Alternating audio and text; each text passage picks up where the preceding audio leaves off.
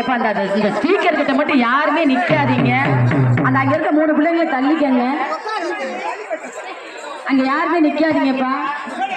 சரி, எப்ப அடுத்த குங்கும அர்ச்சனை பண்ணணும்.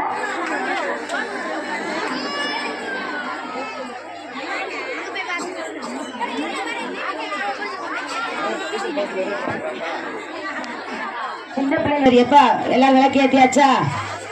தொட்டு நமஸ்காரம் பண்ணிக்கோங்க.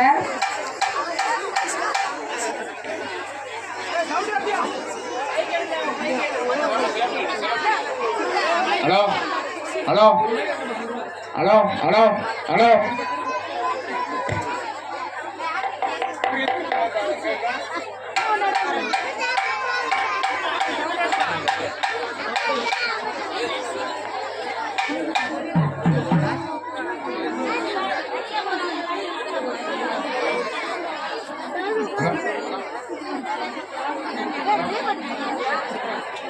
ஹலோ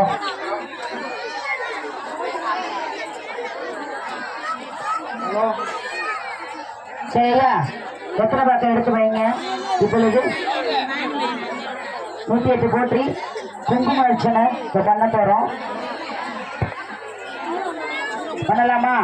அம்மாவுக்கு திருவிளக்கின் அம்மாவுடைய சிரசிலிருந்து பாத வரைக்கும் இப்ப குங்கும அர்ச்சனை பண்ண போறோம். அம்மாவுக்கு குங்குமத்தை எடுத்து அவங்க சிரசிலிருந்து அப்படியே பேசி